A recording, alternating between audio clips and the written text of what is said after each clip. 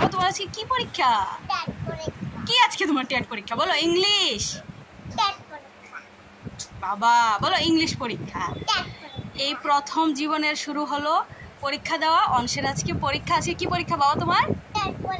আরে বাবা ইংলিশ পরীক্ষা। টেট দেরি আছে তো, আগে পড়াশোনা করো ভালো করে তারপর।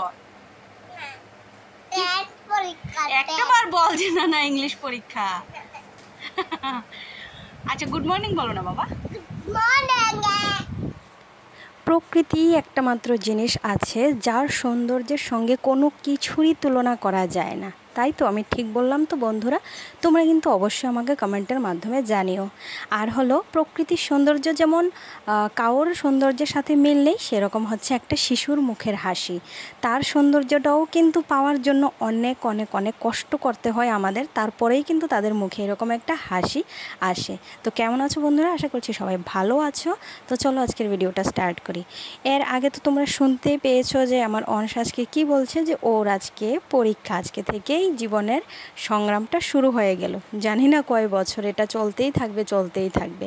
তো আজকে অংশের হলো পরীক্ষা। তোমরা সবাই প্লিজ আশীর্বাদ করো ওর পরীক্ষা যেন খুব ভালো হয়। আজকে ওদের পিরিয়ডিক্যাল অ্যাসেসমেন্ট স্টার্ট হয়েছে।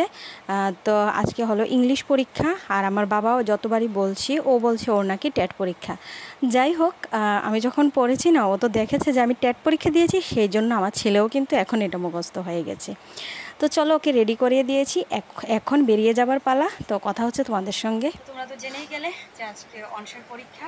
সবাই আশীর্বাদ করো ও যেন ভালোভাবে পরীক্ষাটা দিতে পারে। আজকে হলো পিরিয়ডিক্যাল অ্যাসেসমেন্ট 1, তো সেটাই আজকে স্টার্ট হচ্ছে। তো আজকে হলো ইংলিশ পরীক্ষা। তো চলো বাড়িতে এসে তোমাদের সঙ্গে কথা হচ্ছে, বাকি কথা হবে, কারণ আমি ভীষণ ব্যস্ততার মধ্যে আছি। রান্নাবান্না শেষ করেছি, রান্নাবান্না শেষ করে অনেককে রেডি করিয়ে টিফিন করিয়ে এইমাত্র রেডি করি। এখন মানে 7:30 বেজেই গেছে। তো চলো এখন বেরিয়ে যাই, পরে এসে কথা হচ্ছে বন্ধুরা। টাটা। তো এখানে দেখো ওর এক্সাম শেষ হয়ে গেছে, এখন আমরা বসে আছি কারণ বাইরে বৃষ্টি। তোমাদের দাদাভাই যাবে, তারপর আমরা বাড়িতে আসব। পরীক্ষাটা ভালো হয়েছে বাবা? হ্যাঁ খুব ভালো হয়েছে। সব বলতে পেরেছো? হ্যাঁ সব কিছু বলতে পেরেছো তো? স্যার গুড বলেছে তোমাকে? ঠিক আছে। স্যার আর কি কি জিজ্ঞেস করেছে তোমাকে? তোমার কাছে কি পরীক্ষা গেছে বাবা? কি পরীক্ষা আজকে ছিল তোমার?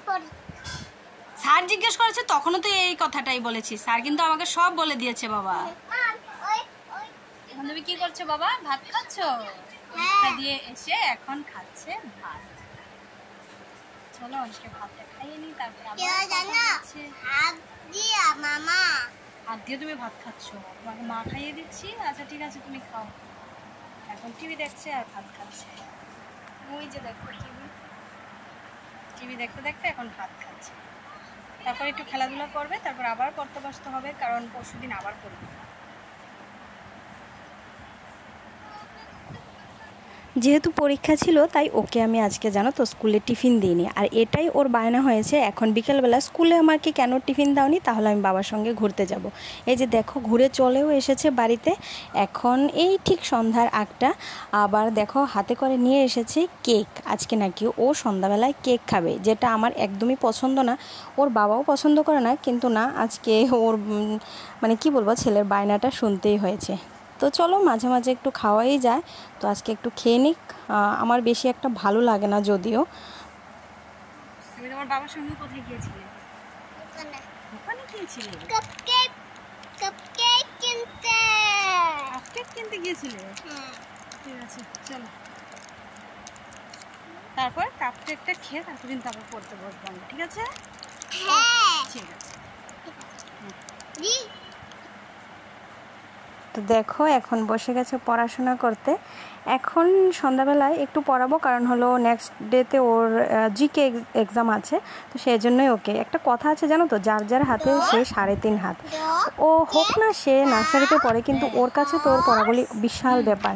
যেহেতু আলাদা কোনো টিচার রাখিনি, আমি ওকে কিন্তু পড়াই, অংশকে কিন্তু আমিই বাড়িতে পড়াই। তো সেই জন্য ওকে কিন্তু আমার একটু স্পেশালভাবেই কেয়ার করতে হয়। তো সেটাই হলো গিয়ে কথা। তো নেক্সট পরীক্ষার জন্য আজকে একটু বসলাম, অল্প একটু সময় আমি ওকে পড়াই, কিন্তু রেগুলার ওয়াইজে একটু পড়াতে চেষ্টা করি। না হলে বাচ্চাদের কিন্তু অনেকটাই ভুলে যাওয়ার সম্ভাবনা থাকে। তোমরাও কিন্তু তোমাদের বেবিদের কিন্তু এরকমই কিন্তু করবে।